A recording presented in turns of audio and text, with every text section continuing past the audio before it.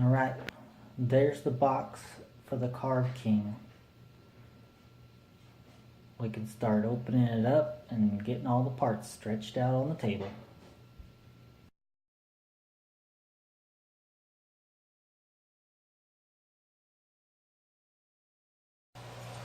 One of my bags was busted open, and also the packing was slightly opened on the top.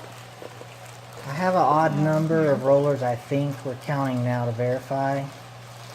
So I'm not sure if I got an extra one or if I don't have enough. Maybe I'm short one. So we'll see how it goes. Everything's laid out. Well packaged, I would say, in terms of labels. They don't say how many. So I'll have to see how many wheels are supposed to be in there. Folks, looks like I have packages for everything on my list. I've got them all checked off. I suggest you do this too when you get yours.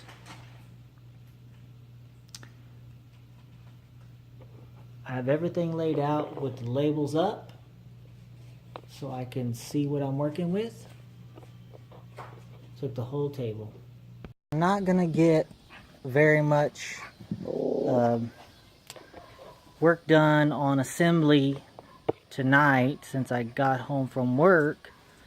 I thought I would put a light coat on the edges of this wood, and then tomorrow I'll flip it over and put another light coat and do the edges, and then maybe a light sanding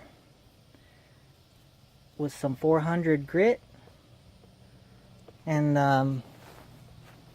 I'll put maybe I want to put a color on it, so maybe I'll put some kind of color or something on it.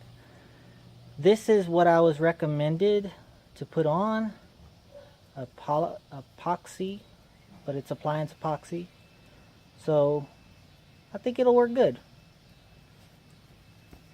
Okay, I got everything on the list for tools that I needed. There's the list, and I crossed everything out.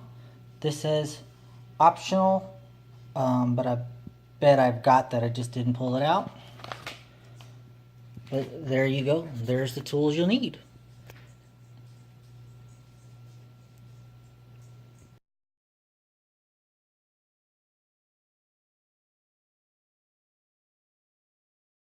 Okay, looks like we're gonna do the V-wheel assembly kit. So I'm gonna open that up and start assembling the V-wheels. I guess I could just dump everything out, because that way I could see everything.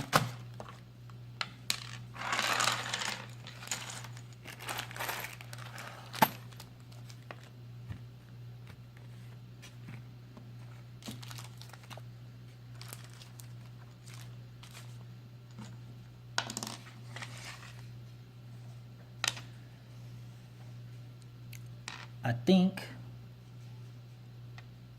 I'm supposed to put these in like so.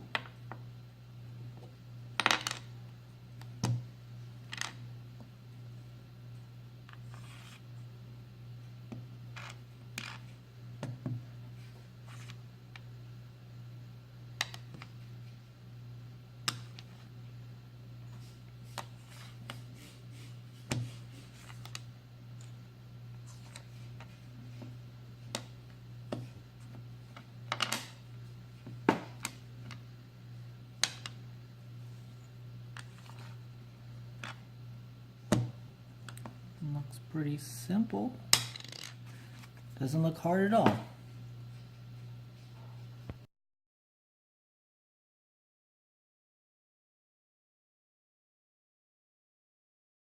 Next it says to put these bolts in here.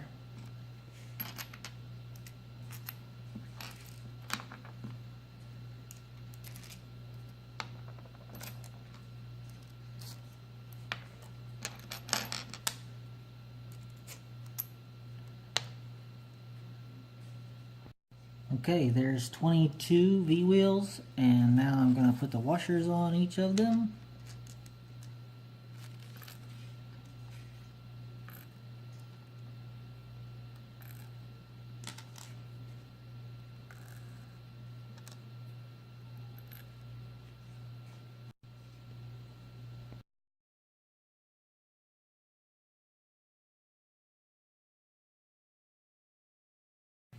Okay, all the washers are on.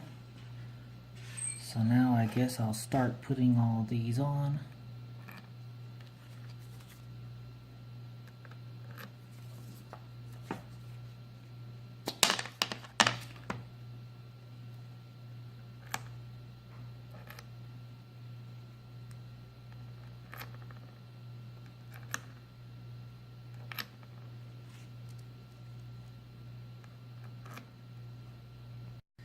Okay, now I'm gonna put all the bearings in, and I'm gonna cheat a little bit. I have this screwdriver. Just slide down over the top and push the bearings in. I'm a little bit shaky, so you get the idea. Pretty simple. Slide pretty easy.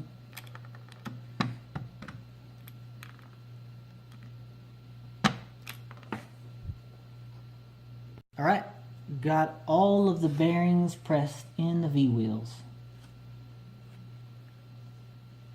Pretty proud of myself, that was fast. We're going to move on to the bearing plate assembly. And it says I will start with the anti-backlash nuts with hardware.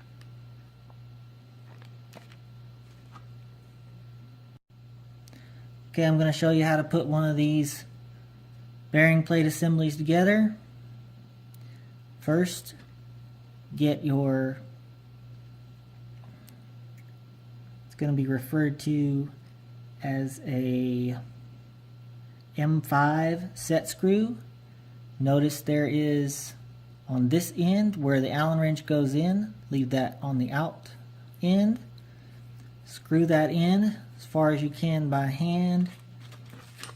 Then it says to tighten this down just until it touches. So that's touching.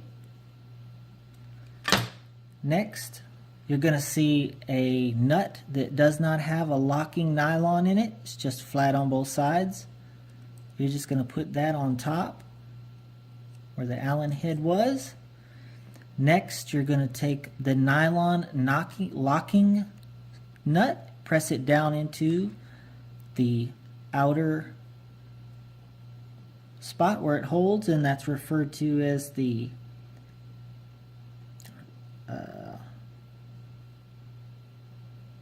captive nut holes. This would be considered the M5 jam nut, and this is the M5 set screw.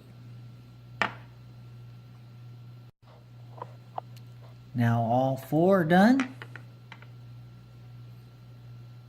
Okay, for the first part of the assembly of the Y idler end plate, it says to put these V-bearings on the bottom two using these 1/4 inch spacers, and you'll need the M5 nylon locking nuts. I already have my bearings with the bolts still in them, and I orientated my plates both on the table with the pictures exactly. So I'm going to put a spacer and then a wheel and flip it over. Oops, slipped out. And put a nut on.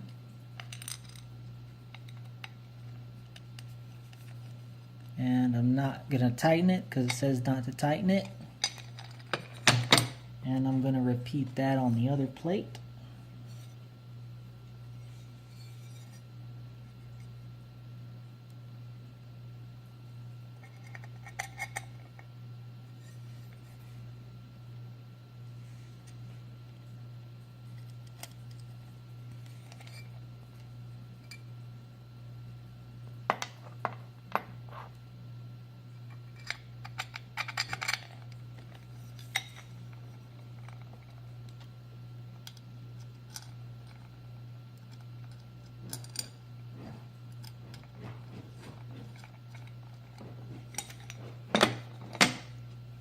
Got the two bottom wheels on. So I just went ahead and snugged these up. They're not real tight. So I did that on both plates.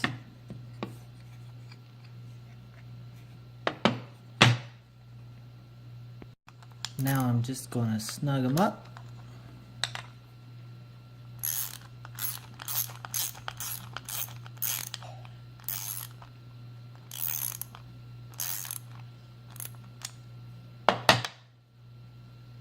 Not too tight, just barely snug. Back them off just a little bit after it touches. That way I can have some play.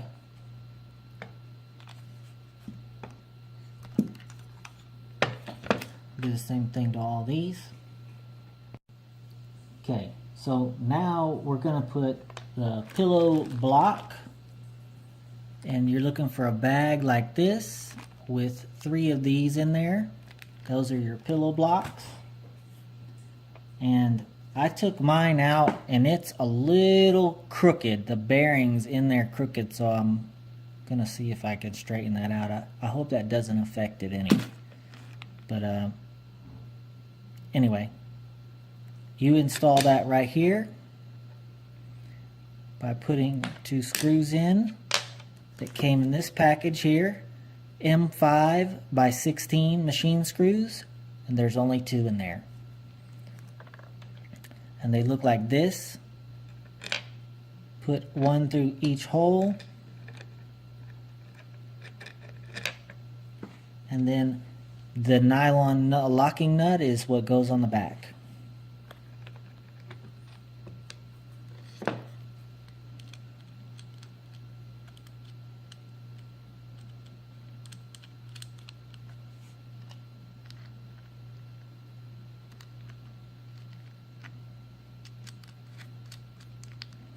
And then just snug that up.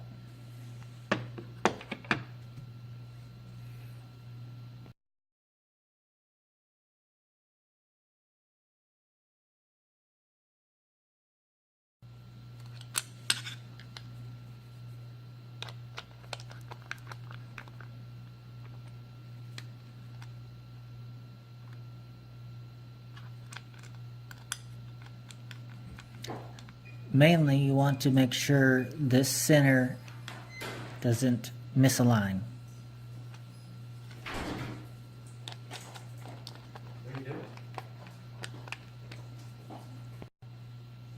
Now we're going to install an anti-backlash block. And the way we're going to do that is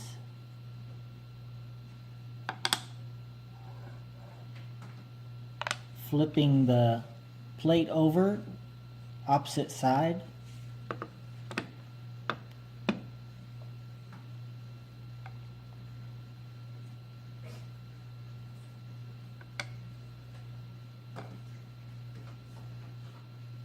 And then, according to the image, it goes just like this, with this groove facing down to the bottom of the plate, the nuts facing the top, and you're looking for a bag that looks like this. It says M5 by 16 button cap screw, and you're going to need more of these nuts with the nylon locking. Well, I'm sorry, you'll have to put them in this anti-backlash if you didn't already do that in the previous step.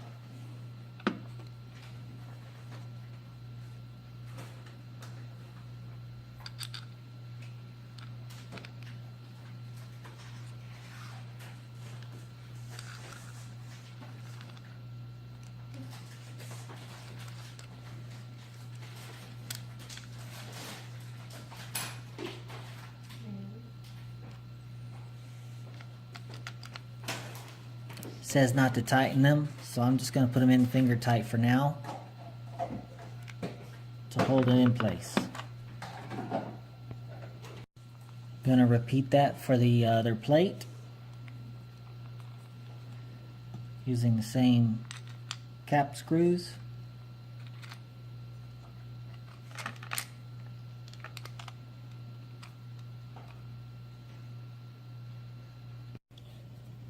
Okay, I did this off camera. Okay, I did this part off camera because I needed a lot of hands and so on. But basically, you put this in just like it says, a little bit snug but not too tight, where you can still move this a little bit, thread this through here by hand. And then what I did is I took a combination square and I stuck it along this edge. And what you want to do is you want to make sure that's perfect like that, I think.